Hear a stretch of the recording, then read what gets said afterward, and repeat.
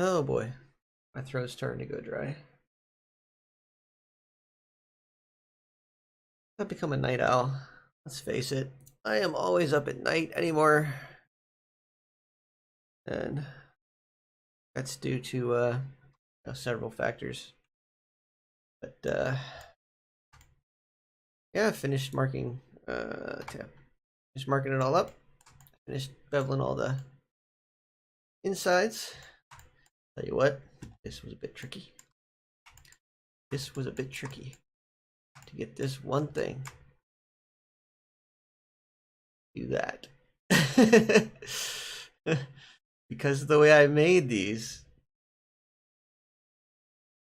it didn't like that was the same object. It was the same faces.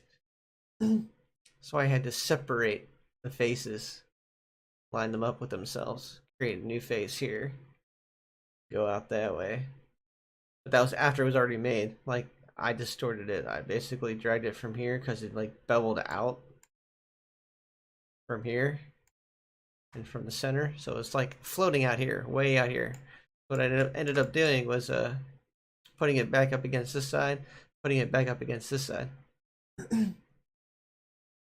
Right? And deleting the face or dissolving the face or something like that. Put them over here. Maybe it was up here. Put it up here. I forget what I did, but I basically made this. I had to fill this part in, so basically I took it back over here and it separated this face. So I was able to fill that in without creating some weird distortion over here, and this didn't fill in. So then I selected all this stuff over here. Or selected this stuff over here because that was all deleted. And I filled it in. So after I beveled it, I had to pretty much reconstruct the faces for the big part. I think it was just this face and this face. Yeah, that's what it was. I was able to fix this pretty fast. But I deleted this face that was stretched out, and I got rid of this and this. It was one big face. Basically, the way it did the math was it went from here out to there. It was weird. I can't even explain it. It didn't know exactly what to do with itself, so all I know is that reconstructing this side of the face after repositioning that one vertices seemed to do the trick. And I beveled the outside. These are quads, so we're safe. These are all quads. Because the great thing about beveling is it keeps quads. I have quite a few tries on here. I do. And truth be told, tries can be very bad for UV maps if you don't fix your UV maps. They look just fine. I'll tell you this. No matter what you do, as long as you keep the scaling and light maps good. Yeah, you're gonna have a bigger light map, but the performance, there's no performance loss. So yeah, this is a what do they call it? I forget what they call it, but it's supposedly bad. Here, let's go to this. This right here. There we go. Let's zoom in on that. Okay, this is bad. Supposedly, this is bad. Not supposed to do this. You do this, and if you don't create seams, and this is where you run into trouble, people don't realize this. If you don't create seams, this is really bad. This will distort the image because it doesn't know how to calculate that. If you don't tell it how to calculate, this is bad. If you tell it how to calculate and make your UV seams, to tell it what it's shaped like, then you will not have any problems with this. That's what it comes down to. Everybody fights this process and tries to shortcut it so they don't have to go in and do this. But this is literally how easy it is to place a seam. If you know, your seams are always along the edges, which they are. Look at an edge select tool. Select all the edges and you'll create a bunch of islands, because that's what you do. That's like the best way to do it, I found. So islands for each individual material. You'll create an island of seams. Island of seams. You just select all the edges. Boop, boop. You know the shortcuts. You can. Come on. Why aren't you doing it? I don't know what you're doing. Anyway, but if you know the shortcuts, and you can actually get it to work. Come on. There we go. See how it's around the corner now? Okay, so that's the top part. Boom, boom, boom. You know, you select this whole thing. Oops, not that one. Obviously, mine are already done. There we go. So, you don't know the shortcuts. You hold Alt down. You can get cornered edges. It'll select all the corner edges. You hold Alt and Shift down. You can, while you've got a whole bunch of other stuff selected, it'll let you select that, because Shift is to select a new edge. Basically, see, I can select a new edge without deleting my selection. However, you know, if I just click on it plainly, it's going to delete every other selection I've already made. Then the control button is your friend.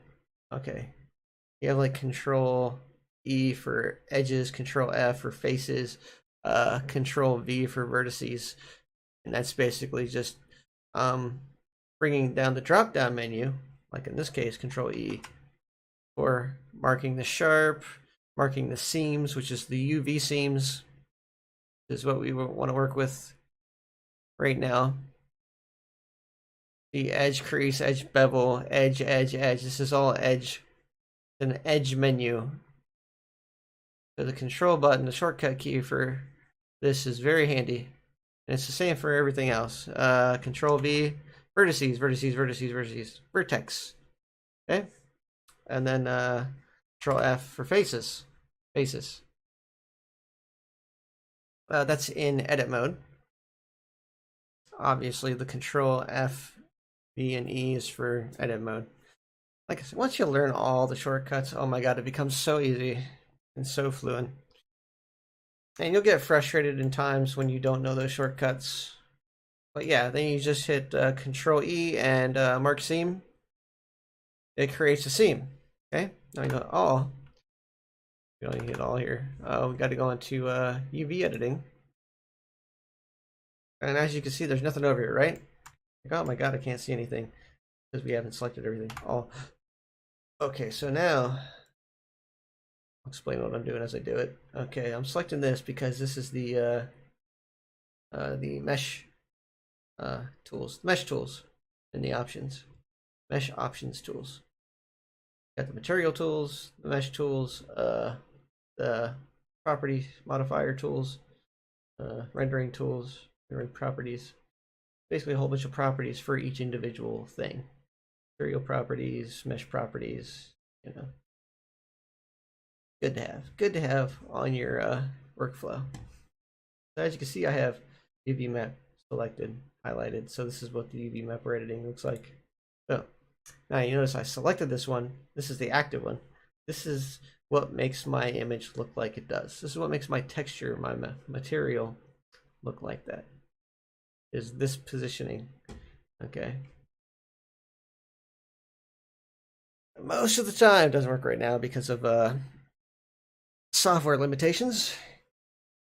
What you'll end up doing is baking this positional data into this. So basically, I'll select this while this is active, and I'll go through that baking process of baking this texture onto this light map, which has everything in the entire UV map in there. But the problem we run into with this is screen space. Screen space. You can't see the textures on this one. Okay, so let's just use a different picture. Let's actually use their image file. There we go. Any image will actually do, but I'm going to pick the one that has that image burnt into it. Okay, so here we go. Bam. So you'll notice this is what it looks like. This is what the entire texture looks like. But it's going to bake into those texture coordinates. Even if I scale this down, Here's the problem. You see how pixelated that looks? Screen space. This is what everybody's limitations are running into these days. I can create an excellent UV map. But even if I scale this down and only burn this image into that area on my UV map is always going to pixelate at that size. It's always going to pixelate. So what I'm going to do is kind of a hack, which I did with my other world. It sort of kind of works. Sort of kind of works because it only barely visibly shows up because of the screen space issues, but it looks good.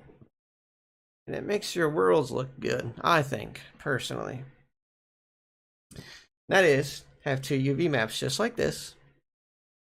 Unity, the game engine I work with, always puts the light map on this texture. Always.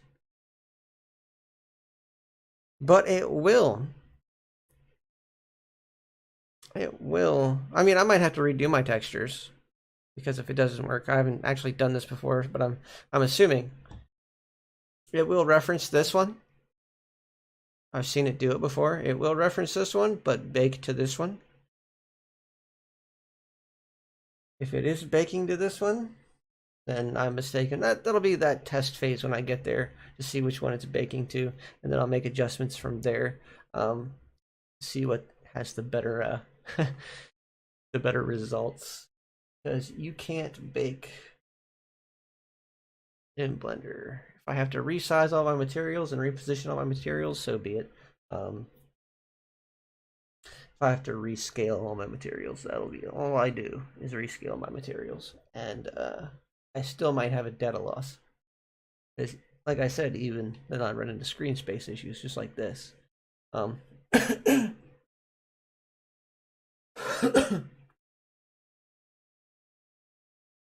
But if I can just have it kind of like sort of bake onto this from a blank light map, it kind of blur and filter it onto there. Just filter the lighting of the colors. I don't know if that would be a thing. I don't think that's a thing, but that would be amazing. It seems to have worked in my club world. All I'm gonna say. But then again, the walls I put the lighting on, I don't know, it worked in the material too. I'm gonna show you my club world. It'll take a while to start up, but I think you deserve to get this little insight into how I got the light maps to work and not lose any texture detail. It's pretty important, I think. Like I said, it's a very subtle thing. It was hard to do, and it doesn't create the best light map version. So, Club Pocky. There we go. Now this is with baked light maps, obviously. It's already uploaded and everything like that, and it's good. It's good. Oh, okay. Unity takes forever. Just saying. Not a big fan of Unity's. I mean, it's a game engine. What do you expect? It's a game engine on a personal computer. And as much as I build a monster machine, it's still a lot. This is why game development is done with a ton of people rather than just one person, because a person just building a game world in VR can take a proper one can take weeks, if not months. And that's just the basics. That's not even implementing all the, well, yeah, that's from start to finish. Like the ones we get nowadays, I could throw up left and right. There's no normal maps. There's nothing major, and there's smaller rooms. There's small areas because they tell people about the limitations of screen space. There we go. All right, so as you'll notice, okay, I have post-processing on. And I can do this because I'm in Unity now. Don't worry about those. Those are called those are actually non-existent in the real world. Those are called occlusion portals. Those are to include what's on the other side of this material, because once you do occlusion, anytime there's a shut thing, it always occludes. So even if I animate this open, it's going to be an occluder. It's still going to occlude everything on that side. It's just the way the game engine works. It doesn't rework the occlusion on the spot. It can't. So basically, everything on the other side of this object that would have been occluded is no longer occluded. That's how that works. So basically, anything that was inside of this area doesn't get occluded, and it doesn't rework for when it animates outside of this box. So basically, everything that's occluded out here still stays occluded, or isn't occluded still isn't occluded. So it's not left out. It will be or will not be left out, just depending on how the original occlusion. Now look at this. Look at this detail. Okay, look at this detail and the lighting and the textures and everything like this. Okay, this is a normal map. This is a normal map. It's a horribly done normal map. I need to redo all this, but that'll be for another day, another time. But this is just to show you the level of detail. Like, the level of detail in these textures is insane. That's just a color, but we'll get to that. We'll get to that, okay? No, it's not. Well, that's in a color with an occlusion. Not occlusion, but yeah, there are no. It's just a normal map and like a subsurface type deal. Basically, it's just telling it, hey, make this area less metallic than this area. That's what it's metallic. That's a metallic. You see those patches are metallic, and this is the normal map, the one that makes all the detail. Okay. And because of this, I was able to use all the details. Now, here's where I start having trouble. Okay. You see how light I finally got it? That was a big deal. That was kind of a big thing, because the lights just aren't doing what they're supposed to all that much. I got spotlights right here, okay? I got a lot of lights in this area. I got these 3 spotlights, right? They hit this texture right here, and you can kind of see the light. Yeah? Kind of see the light. Well, the reason it's not as detailed as it should be,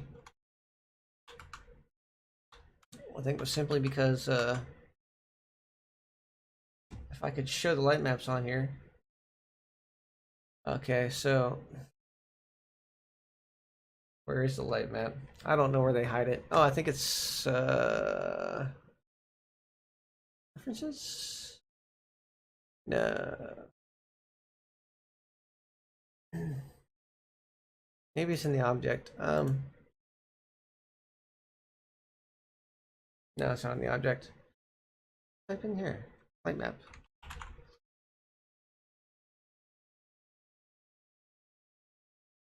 No, it's not gonna show it. Okay, that's just in the hierarchy of the project. Light map. There we go. Oh, there it was. Map. Light map. Okay, so here's what it did. Okay. This is what it did. This is what amazes me about that. Okay, you notice how if I could open this up, you guys would be able to see. What I did is my stuff is referencing the bigger light map for the details in the albedo. And this is why it didn't bake that well, because it's baking to the on top of the mesh rather than the texture. So the texture is not getting the normal map and stuff like that isn't getting the proper reflection of the light. Now, if it was just an albedo, like a flat image, it's not an issue. It's not a problem. But because there's like normal maps, metallic maps, stuff like that, that's where we start to run into the problem. Not so much with metallics because they run off of reflection probes, which is a completely different way of doing things. And those reflection probes go off of a general metallic, black and white metallic reference. Not a big deal. It's mainly the normal maps that I'm having trouble with on non-metallic surfaces.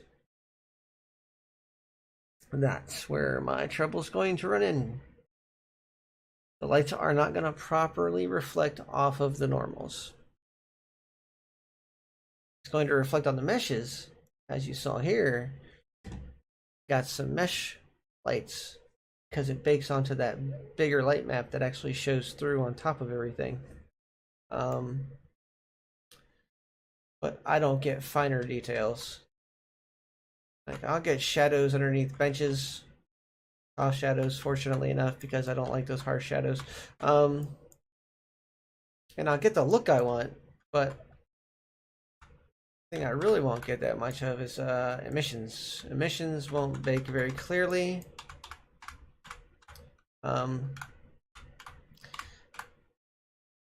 They'll reflect, obviously, off the metal, but they won't bake into the texture because it's too small. Screen space. Screen space issue. See where it's baking in over there because it's big enough, there's enough screen space? Well, the areas that there's not enough screen space, like in here, and like back behind the pictures, there's just not enough screen space on this to put that, to bake that into the texture. I'm missing some pixels in my light map. That's what's happening, guys. Missing some pixels in this light map, so I get some of the light map detail, general filler light, stuff like that, which is good. But I don't get the finer details. I don't get my emissions baking in. There's no emissions back here, even though there's a big emissive light back there. Yeah, I can't get that much detail. I could up its scale in light maps. That's still, it's the same size picture. I could make it a 4K light map. Right now it's a 2K light map. It might bring a little tiny bit more of that detail in. It's already 5 megabytes though, so I don't know if I want to do that.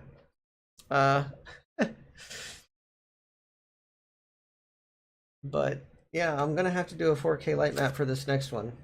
Might make my world like near 50, maybe 60 megabytes. But the light map will be better. That's how I did it. I referenced the bigger textures here, and I might be okay. The detail loss in the light map is not that great in retrospect. As long as my albedos have really good high definition textures, that little bit of loss in the light map, see how I got the little spotlights that actually project down here. I mean, in all reality, those wouldn't look like that, but we're not going to talk about it. But I acted as spotlights. So you got the light and the dark area and the light area, little circles, dark area around the circle. It's there. It's big, directly down into the texture based off where the light is. But it's not like, yeah, not that detailed. And oh god, did I go insane with the textures. Look how many freaking different textures I have in this world. And they're all crunch compressed and stuff like that. It's like this entire world is like 40 some megabytes. Like if I go to World Debugger on my last build, 43.7 megabytes. Last quest build. Okay. Build size for Windows, 29.2 megabytes. But actually it's technically 43.7 because that goes, I don't, yeah, don't pay attention to any of this stuff. It's stupid. That was the last successful build. It's 43.7. Good build. Good build. Not doubled on Quest than it is for PC, but they're relatively the same size. They're exactly the same size, I think. It used to be Quest was smaller because of the way it compressed, but the way I did my textures and stuff, there's really not much else it can compress, so it's a little bit bigger than PC sometimes. And sometimes it's like exactly the same size. Just depends on how I build. But it performs really well. You can get a really great performance out of building worlds this way. And a lot of detail, obviously. Like, I have a lot of details you don't see in most worlds. And I still have the performance of those very basic worlds. And that's why this new project is so freaking... it was important to me to get it out because, as you can tell, this is a club setting. And, oh yeah, you can see this. This is, for some reason, this room turned out really well. I think it's just because of the space and light maps and stuff like that. But oh my god, look, other than the UV maps being shit, we don't talk about that. Why the textures are all crunched like that on the walls. But I said, you know what, that's close enough, that's fine. But other than that, look at this. The only thing that sucks about this world that I don't like is the fact that these occlusion portals, this is the big give and take. If you have an occlusion portal, which is why my next world is open, it's going to include, it's not going to occlude anything over here. So same thing with everything over here. Everything gets occluded, even though you're away from everything. Certain things won't show up. But mainly if you're in line of sight of this occlusion portal, you're getting everything that's hidden behind it, which is practically the entire world. So right here, we kind of got a high, here I'll show you. We got a high rate. It takes a minute for this to start up. I spawn into the world. Boop. Come on. It's a big world, guys, and I got Blender running in the background. Boop. And spawn me. There we go. Close. That's the mute station. Makes the beep. I finally figured out what that is. That's a mute station. So yeah, you see my numbers over there. 161 set pass calls and 870 batches. Now, mind you, you can have up to like a few thousand batches, like 2,000 batches without much of a problem for Quest. Okay. Quest can actually take a lot of batches. Set pass calls, not so much. This is with one person in it. You gotta account for every single avatar, and every avatar probably is like 60 set pass calls. Probably, if I had to guess, I would say they're probably about 60 set pass calls. And Quest starts having trouble at like 300. You'll straight out crash them at 6. Most PCs have trouble at 600 set pass calls. But yeah, so that's because the occlusion portal right here is showing everything back there because it's a portal that shows that doesn't occlude. So I can actually have, I don't need the occlusion portal here, do I? Yeah, I do, because this light, emission light, won't show up without the occlusion portal. These ones, the entire other side of my stage won't show up, so I need those ones too. Yeah, everything on the other side of those won't show up, depending on which side I enter from. So even when it closes and I go onto the other side and I step out the other side of the portal, I think it will blip. I think what it'll do is once I'm out of the occlusion portal, this stuff will blip into existence. You don't want that. Right now, instead of that stuff blipping out of existence when I'm behind it, I can still, it's still rendering. That's why they're at 147 set pass calls. Why my next world is open. That's why it's so open, because I no longer want hundreds of set pass calls for individual rooms. Literally, it should be about, I can't even show it because of the freaking occlusion portals. But I think last time I checked, it was at about 60 when I stood back here. Yeah, it was like about 60, it was less than half. Which is kind of bad for that specific area, but I couldn't get the doors aren't really technically shut all the way, but it still doesn't show anything on that side. So I don't know what the deal is. Maybe it's because there's like a hole somewhere. That's a big thing too, is my next world doesn't have any holes in it. I fixed the geometry, and merging stuff together is going to be a big deal. I'm even going to give a shot. I don't know how much this is going to affect the set pass calls, but I think it's 2 set pass calls per material per object. So if I have 2 materials on that mesh, it's going to do 4 set pass calls. Total materials plus the set pass call for the mesh and the lighting. So that one material, if it has multiple, that one mesh, if it has multiple materials, will have more set pass calls, but you kind of got to give and take when it comes down to that. So basically, if I merged all this together, I think this is 1, 2, 3, 4 meshes. 4 meshes, and depending on which side I'm on, it's rendering out this one side, not this one, because this is a separate piece and this is a separate piece. But these trims are separate pieces too. So the trims and then the 2 faces. Okay. Well, no matter which side I'm on, it kind of has pretty much the same.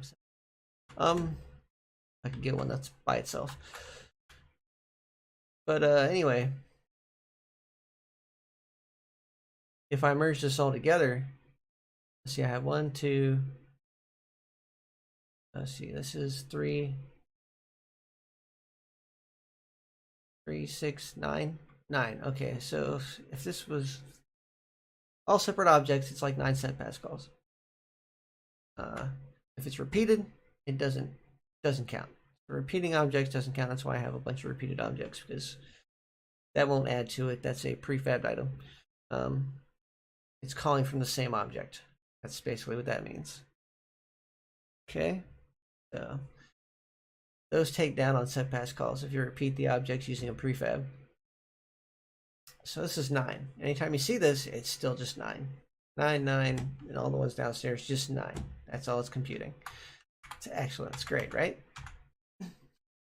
If I merge this together, that's, remember how many materials it is. It doubles, so it's 1 per, but it'll be 2 per material. That's what it does. It does this funny thing with the math. So basically, if this is all merged together, there's more set pass calls,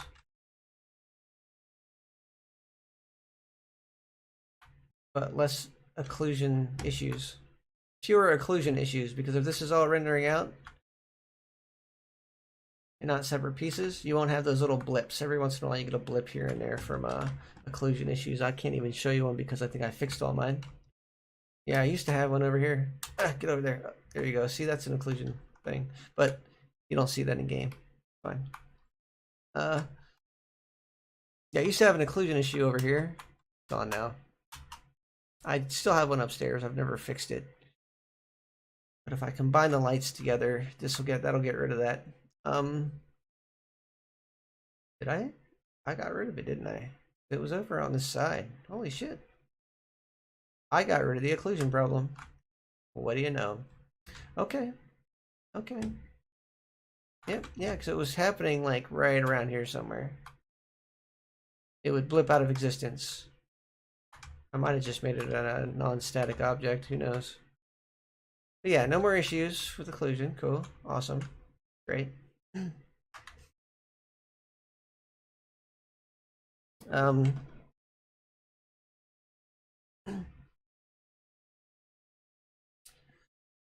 This is another story. Oh my god, look at that. But yeah, my set pass calls are pretty steady. You'll notice. They don't like fluctuate a huge amount. I think the most I get is like 240, 220, 230, 34. Used to have a really good set over here. Yeah, like 230, 230. Even that's a bit high for questies. Because of the way I built this map, not a lot of people are going to be in the same place at the same time, especially not in that specific spot. Like, just don't stand over here with a bunch of your friends. Don't do it. You'll regret it. Oh my god, you'll probably crash. Yeah, just don't do it. Okay. God, I think I had Kaden standing right here when she was just in there. She was staring off this way though, so yeah, it's not so bad. Oh my god, if she stared off this way, she would have been in trouble. Or this way. Oh, sheesh. Oof. Oof. Bit much. No, she was staring off this way. I think she was looking at her poster. She had her headset down, AFK. Okay. But yeah, look how many batches I have. Thousands of batches. Over 1,000 batches. But that does not affect my performance because it is way under 5,000. 5,000 is where the trouble starts. Okay. 2,000 will probably start noticing a little bit of a performance hit, but not much.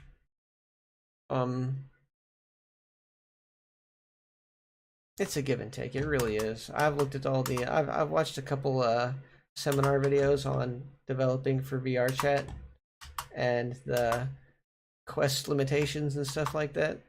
So I've become very informed on the limitations of the headset, and I try to stay within those guidelines. For world building, it's a lot easier to do for me, but I don't take into account a very important factor, and that is unoptimized avatars. They're everywhere. They look amazing, but they're built terribly. And an avatar should really only have like, I'm gonna tell you this, it should only have like I don't know, extreme like 9 to maybe 18 set pass calls, maybe 20 if you want to go really fancy. But a base for an avatar, even though I can't do it in here because it won't show me the stats in VR chatland, is at least upwards of 60 for an average. That's because of they're built, the way they're made. Gotta love this world. Turned out so well. No wonder I can't get any freaking commissions from it. And people gonna say, man, I want to gotta like this to make my world. This world is so freaking detailed. This world is nice. I want them to make my world. My next one. Oh my god, I will be freaking confused the fuck out of myself if I can't get any commissions off my next world. The one I'm currently working on. Yeah. You know. I can't. I couldn't even. I can change anything. But yeah. That's what I do in Unity is I reference these big materials and it bakes to the mesh itself and generates, because I let it generate the UV map, it generates a basic UV map with less detail, kind of gives that foggy effect, but my referenced images give that detail back. So it's displaying both light maps and slightly displaying the big UV map over top of. It's doing a weird thing, and I think that's a good workaround. It seems to not affect performance, although it does kind of trick the game engine into thinking that you're. Well, it just leaves out the UVs off of this and just puts it on the base texture, basically. Not the base texture. Let's see if I can do it. Come on. Oh my god, don't do that. Don't do the render. Hold on, it's taking a second. So I hit the wrong button. Oh, nope, I crashed it. Okay, that's cool. Don't do that, guys. Don't crash your shit. It's fine, it was already saved a long time ago. Okay, here we go. So as you can see, this is the base flat. Oh god, is it broken? Did I break my project? No, there we go. Okay, so this is a material preview. Just didn't load all the way. All right. Go to solid view. This is solid view. Calculates a very rough test. This is what it's shading. This is what I think it's shading. And it's generating that low-res light map underneath of that as just a base color. But it's see-through because I'm referencing, it's transparent in a way because I'm only referencing, the only thing that's baking on there is a light color, which is a PNG light map, transparent light map. Working out really well. Like I just showed you, it's working out really well. It makes it so I can create these highly detailed worlds, but still have the lighting I wanted on the objects.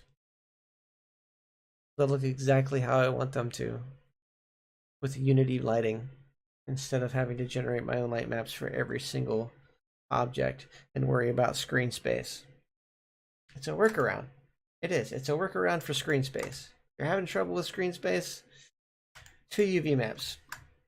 And just kind of fiddle with the rest of the settings to make it more prominent.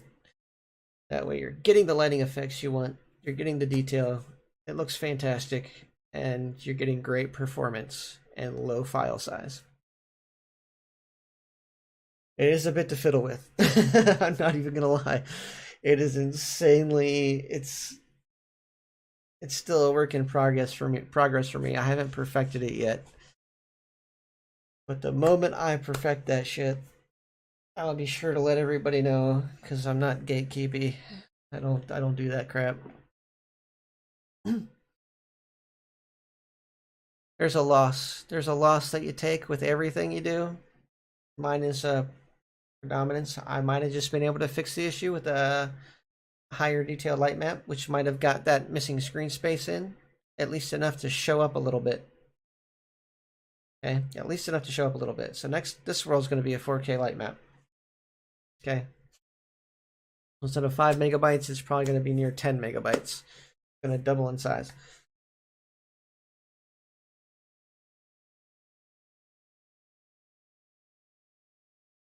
But if I only have like 10 megabytes in textures, that's not going to matter.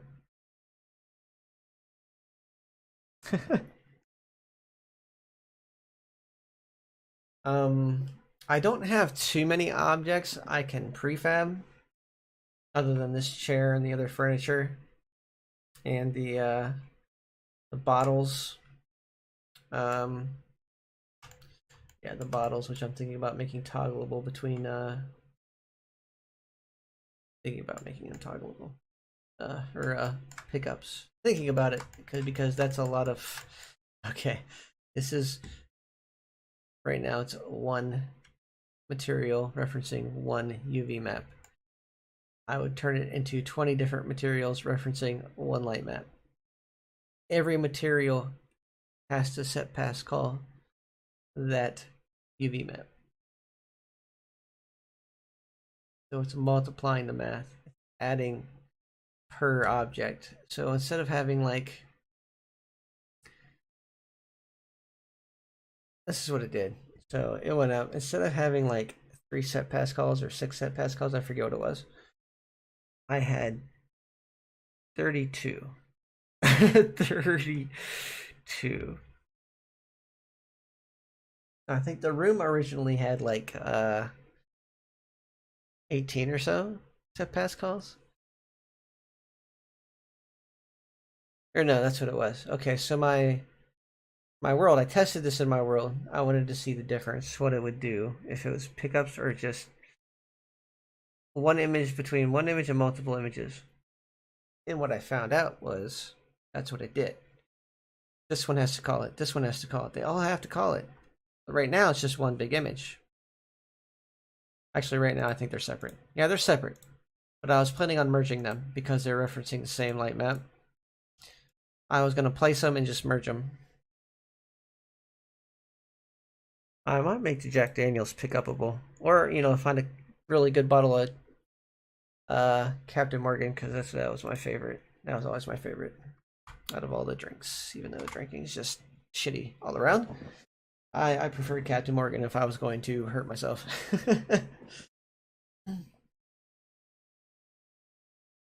All right. So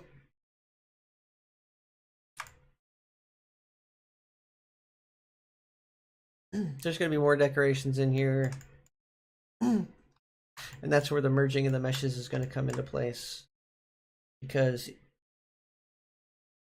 if I can merge as much stuff as humanly possible, I will inevitably lower the number of set pass calls, I think. Like right now, with the outside not even being completely done, I have 239 objects. I mean, it's more done than it was, but 239 objects. Separate objects, and I'm not even done with this outside. That's probably going to add at least another 50 or so. So we'll be close to 300 objects by the time we're all said and done. With all the decorations and whatnot. I don't want that. I don't want that. If I can get away with it, I am going to merge the shit out of per room, because I don't want the rooms to like be a part of each other. Each individual room needs to be a separate object. What I will merge in this one are things like all the emissions together, all the copper together.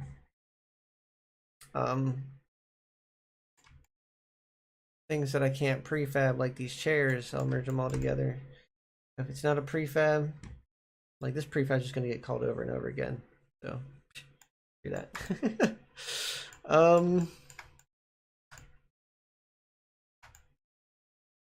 The lights are going to be prefabs. That's not the bulbs. Never prefab this light. Oh my god, it does horrible things to the math. Horrible things to the math. I'm not even going to get started on that. That was the biggest mistake I ever made with my other world. I was like, let me see if I can just prefab the math. And it exponentially increased my set pass calls. I don't know why. Just from adding a bulb. Maybe I was mistaken. I'll try it again in this next one. Because like I said, I'm building it a little bit different than my club world, which is pretty decently optimized. And it's just beautiful. This is just beautiful. Like, I can't tell you how happy I am with the way this is turning out. It's just the level of details I can put into a world because of the way I do things is insane. Everybody else worries about screen space, and I found a workaround. A workaround that to me is worth it. It is completely and totally worth it. You saw how my club world looked. That's in-game. That is in-game rendering. You can't see this right now in game rendering. And if I show you the project folder for this, you'll see that there's no materials on it because I did all my materials in Unity like an idiot. I set them up like this. But I did all my materials in Unity. So they're on their own separate light map, and that's the way I set it up. I renamed all the light maps so they're not named a UV map. And then just let Unity bake it onto its light map. Well, now this time around, because just to be extra careful and to be more malleable with things, I've created the UV map called UV map that it's going to reference. That's what it references, UV map. And as you can see, it made several different UV maps. It made a normal UV map and everything. But like I said, I lose out on a lot of the detail because of the size. So we did it right, and this is the way you should do it. My details are not going to be lost in the UV map because these are referencing that. And I might have to go back I might just do it that way. I might see how it's set up in that one. Let me go. Okay, Control save. File open. It's in B drive, I think. Unity. No. That's in D drive.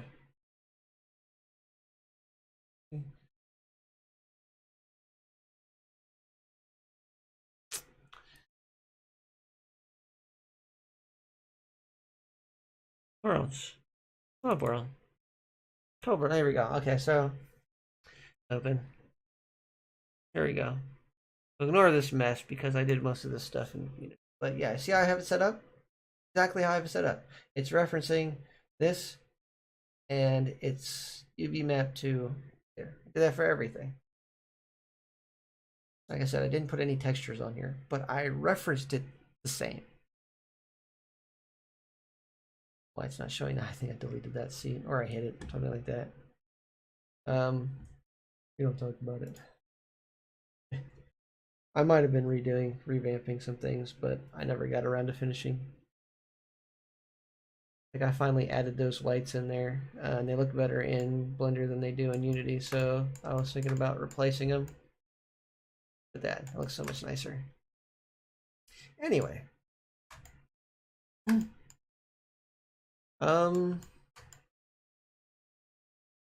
Yeah, that's the room I created in Unity and stuff. Yep. Yeah. The only thing I actually textured was the chair. It's the only prefab I have in there that I made from scratch. I did a decent job. Not the best chair in the world, but I like the way it turned out. Nice and smooth.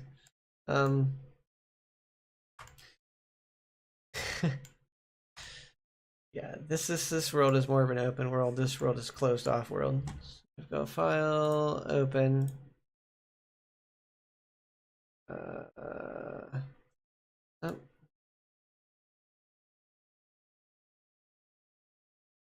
We'll close. Let's just close this whole thing. I always forget where it's at. It's just easier to close it and open it back up. It's faster. Drinking night. There we go. Wait till the materials show up. That means it's loaded all the way. This is how you know your world's getting big. It's a lot. It's a lot to calculate. Oh, Jesus. It's like 3.7 gigabytes of memory. It's only 3 gigs. I have a lot of gigs on my computer, but don't want to utilize too much memory. I can build a world that's up to no, that would probably crash my computer. 7 or 8 gigabytes of memory, probably. That's safe to say. About 1 stick of RAM's worth of memory before it's going to be like, no, you can't even open this project. Or it's going to take 10 minutes to load. Because the initial memory is a lot greater than the runtime memory, I think.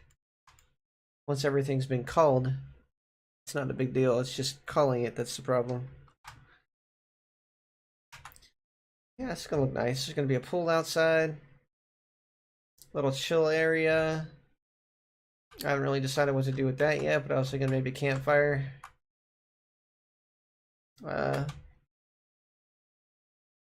Everything. I'm pretty much trying to bring everything that's already in every other VR world and bring it all into one with my home world or my drinking night or whatever you want to call it. I'm definitely going to be using this as my home world from now on. I mean, it's good to leave those other worlds up there, but this would have made an excellent home world.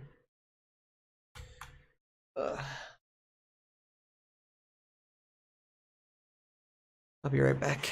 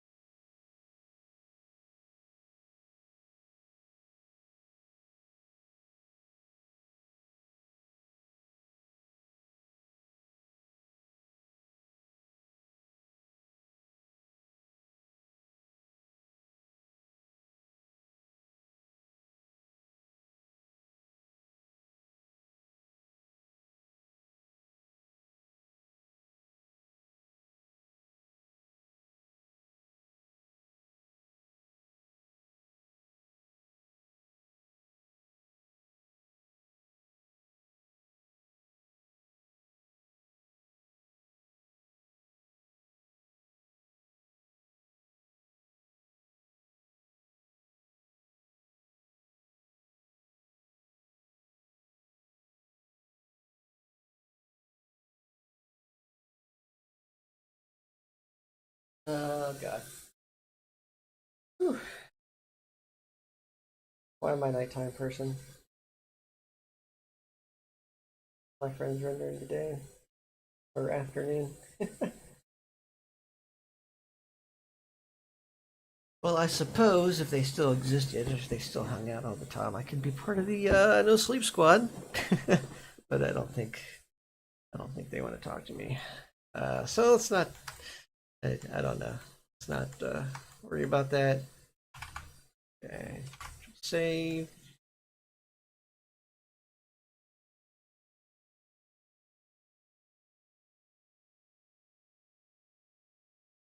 There we go. I'm gonna be on that one because that one actually creates that little thing. I don't like that. Gives me something to accidentally move. No. This.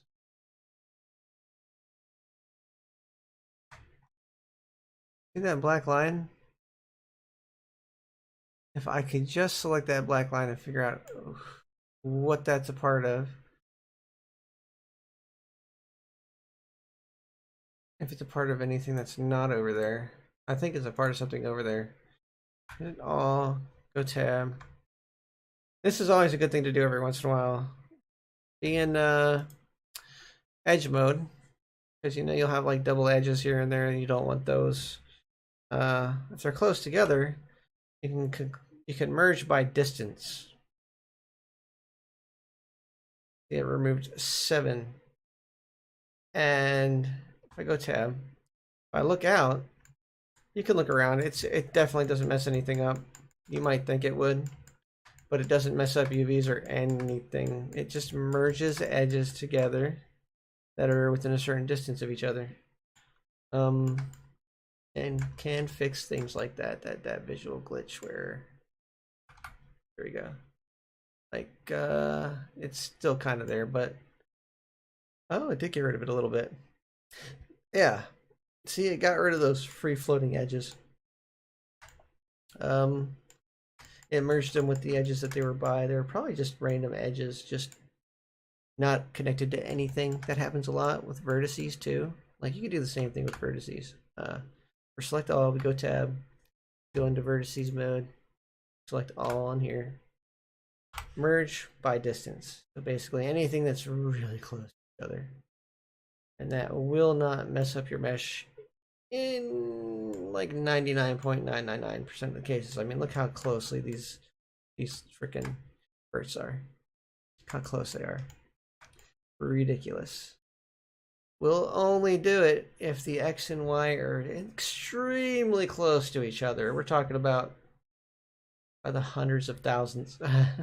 Like, look, it didn't even do anything to this. Pretty much overlapping, and if it thinks that mathematically that should be the same vertices, it'll put it together. That's why I just do edges better, because edges are a little less picky and actually seem to pick up on a lot more without doing anything bad to the mesh. Yeah.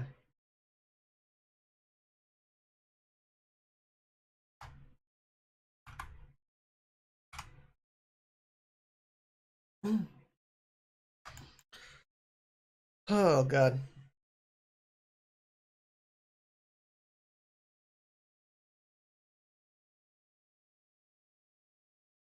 I'm heading for an IBS fit here, guys. Might have to stop streaming soon because I not in the best headspace. I just wanted to tell everybody that, show them that there is a way to get a lot of detail and not affect performance or size, and do not have to worry about screen space as much. You might double the light map size, but you will be able to keep your detail in your textures. You will be able to keep every little bit of detail in your textures that you want. The normals, the metallics, everything. You don't have to shy away from that stuff. You don't. A lot of people do. They shy away from metallics. They shy away from reflective surfaces because they're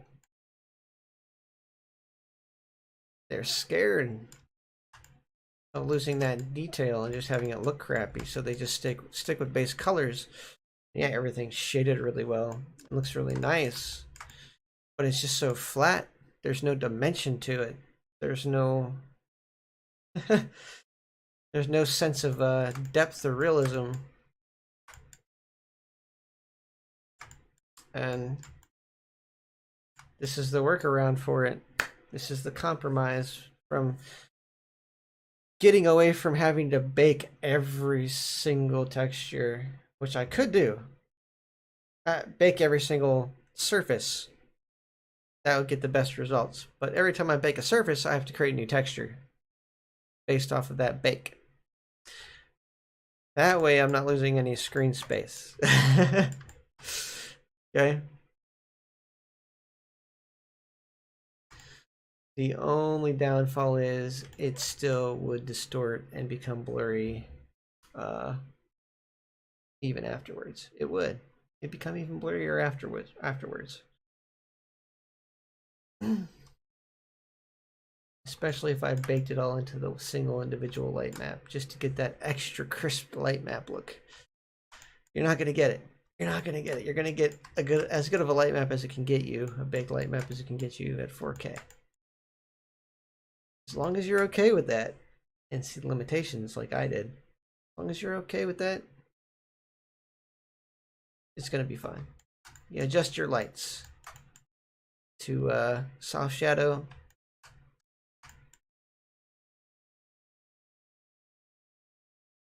and I might be able to do harsh shadow in this one, possibly. Just depends.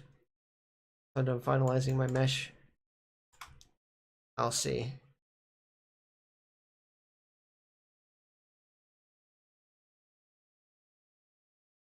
I have almost 150,000 tries with the number of rooms I have. 2, 3, 4, 5, 6. That's roughly 25,000 tries per room, average for the whole room. Not what's in the viewport, for the entire room. That's insane. I'm trying to stay under 60,000. That's all I want to do. I want to stay under 60,000 per room based off of size. Mind you, a lot might be congested into one room in the long run, but so basically what I'm saying is I could have 3 times more, which is going to be the decorations. Trust me, all the decorations and stuff that I'm going to be putting in here, that's my 3 times more that I'm going to have in here. God, it's going to look so amazing.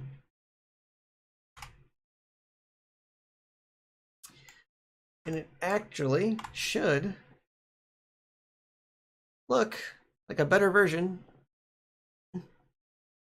of this once it renders. A better version of this, a cleaner version of this.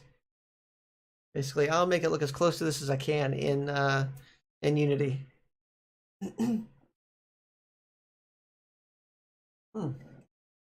Good thing to note, if I can get the light map to work properly, it's not liking this. If I can get this light map to work properly, let's get out of this mode real quick before my stream crashes. Come on. Oh shit, I don't think I'm on that. Oh shit, there we go. Material. Alright, back to good. So, if I can get it, if I use the bigger light map, chances are I'm going to start to see those emissions baked onto the light map, and a little bit more detail on the normals that they create. And then these normals are going to fill in the rest of the detail from the bigger UV map, this one, and the UV editing, the shading. Yeah, these bigger ones. Like the smaller ones, it's going to be referencing this one. This is going to be the active map. But obviously all the lighting and stuff is baking onto this UV map and just showing this one kind of underneath it. I don't know how to explain it. It's about the best I can explain it, is that there's a transparency thing going on that's making this stand out in my world, but is baking the light onto this. The lights, the normals, everything. Lots of detail, as much as it can possibly get, but it's not baking the diffused in Unity. Unity's not baking the diffused, which is good. Trust me, it's good that it doesn't bake the diffuse, because if it did, it would be atrocious looking. This screen space, like I said, if I zoom into this picture, let's see, zoom out. Okay, if I can get up straight, it's 7, yeah, 7, and then shift, go straight down through the, okay. Oh, we're not quite lined up with this. Hold on, shift, hold shift, and oh, center click. Yeah, hold shift, center click. Okay, great. Okay, that looks really good, really good. Screen space eventually pixelates everything. The closer you get, the more pixelated it's going to be. This is screen space limitations based off of it being on this entire thing. Okay. And this is scale. This is UV scale. So it took, let me go into my shading. Okay. We'll go to that texture. Okay, we'll go to that texture. Is that it? No, that's not it. Let's give you a good idea what's going on.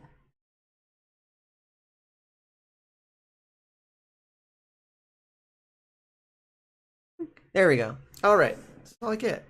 I get this one image. It's got 1, 2. Oh god, why does it look so? Oh yeah, so it's a 12 megabyte picture. It's pretty big. It's a 4K image.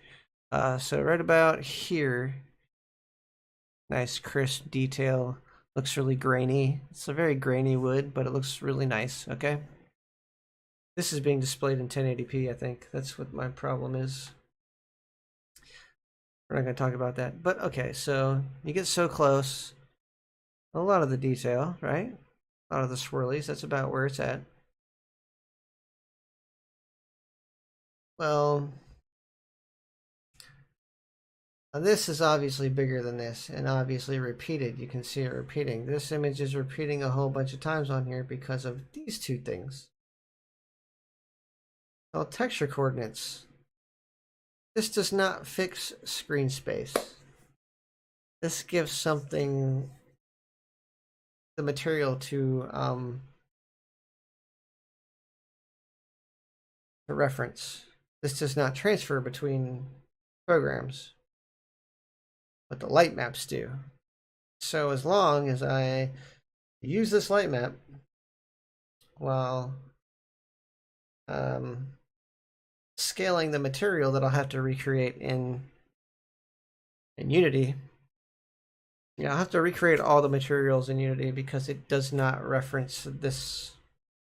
All this stuff's going to distort.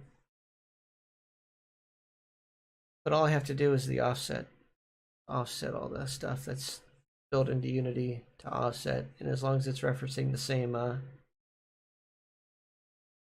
light map, which it is, it'll fix. It'll be fine. It's cool. I'll generate a 4K light map and all is well. I wish I could transfer this. I wish it would read these. If you could have Unity read these,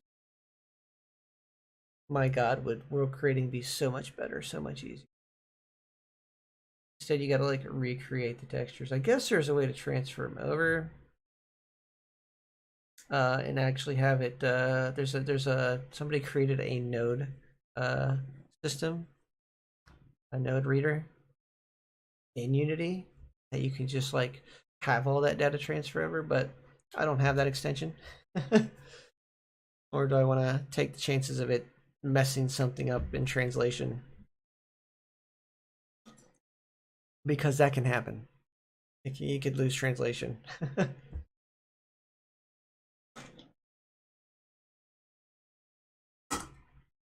All right.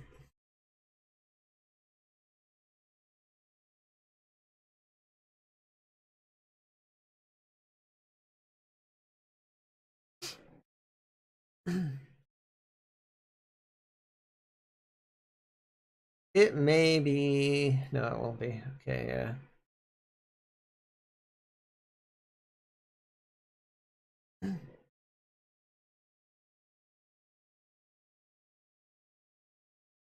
Huh.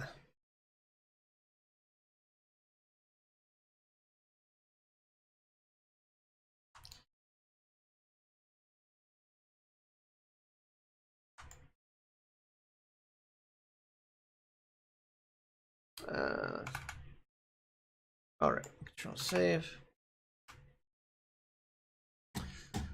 Layout. All right. Good to go. I got very motivated a little bit earlier today to finish bridging all these gaps and marking all these seams and stuff. Like if I go back out here, go to edit mode, yeah. Mark your sharps, guys. Mark your sharps. That way things just look nicer in the render engine. If you don't mark your sharps, some funny stuff can happen, especially with the smooth surface between smooth and sharp. Otherwise, now it's like, oh, okay, so I can continue the smooth if I have to, if I want to, a little bit. Kind of blur it over. Oopsie. Oh, that's right. This one I just want smooth. It goes sharp out to here, but then technically these are sharp. If I really wanted to, I can do this. Oh shit. This. No, not that. Okay, let's see if I can do this. Click. Just click. Oh shit. Click. And go. Mark sharp. This will be smooth, but that'll be sharp, and I think visually that'll look better. Like you can see this going around, that going around, but all this is one flat surface, and this is all one smooth surface, flat. That's realistic, right? Let's go into object view tab. There, yeah. Look at that. That's what I'm talking about. This is solid view. Okay, this is why you mark your sharps. Nice clean edge, but everything else is soft. This is fine. Just ignore this. Because these are flat images. It'll calculate that. I mean, technically I could just make those soft. Just in the archways. But I don't want to do it up here. Because you want that differentiation.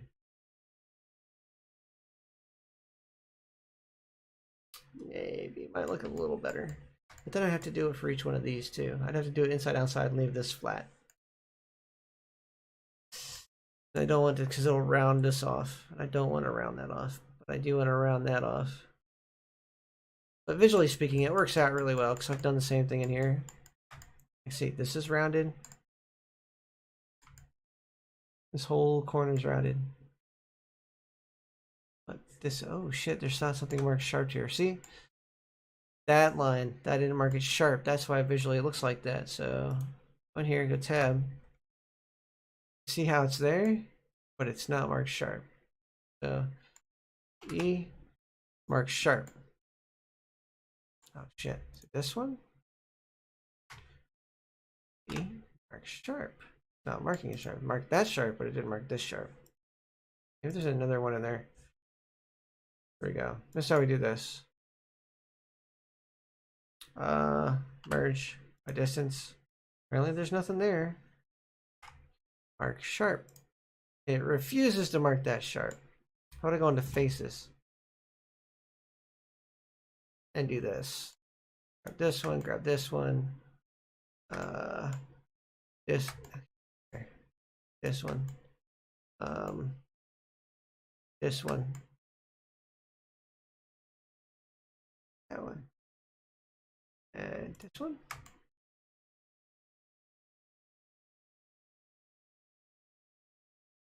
That's all the ones on that corner. Okay, that's all the ones that are messing up there. And then we just go faces, shade flat. Ta-da! Save. Tab. Back into solid view. Boom. See? No problemo. Now that whole thing's smooth, like it should be. I did the top and the bottom smooth. It's fine because it doesn't really round a top surface.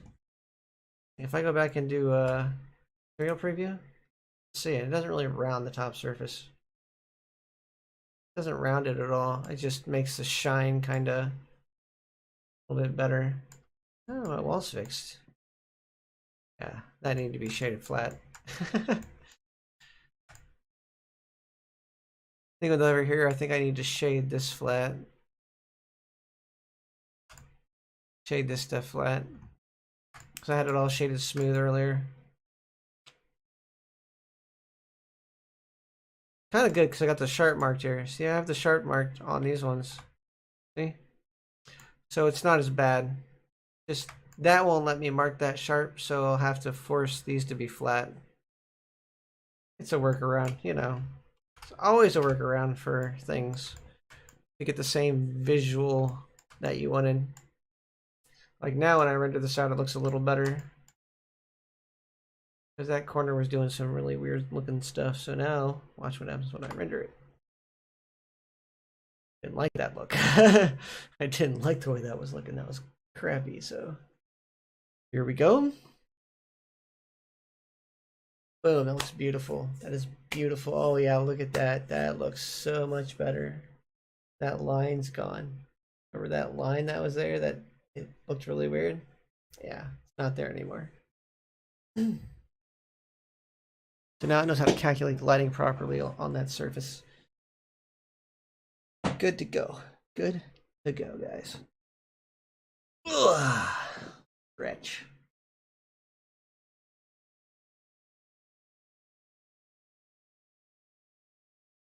Here. Want anything to be highlighted. There we go.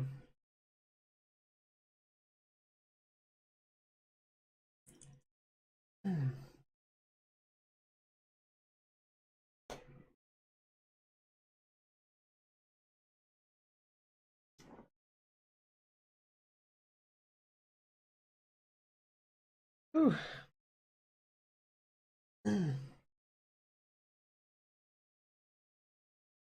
Now I could do an extra level of detail by baking the direct and indirect light into the materials, but like I said before, that increases the amount of materials I have, and I'm not about that life. I already have like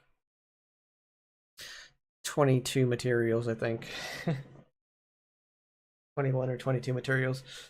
I do not need any more. Well, I'm gonna have a couple more, but not too many more. Okay. Going to reuse materials in a clever manner, hopefully. We will see. We will see.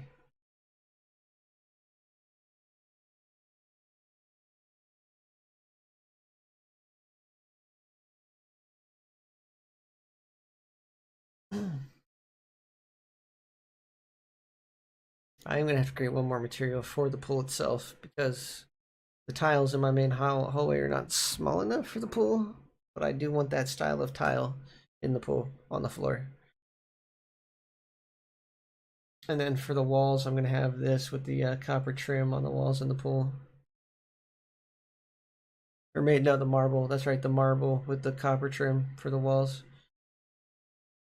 It's going to look nice. It really is.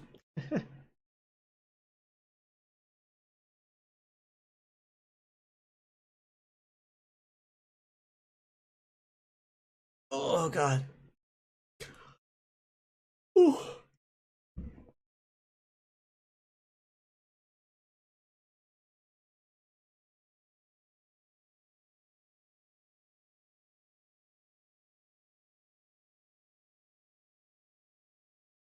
All right. Enough chatting for me for now.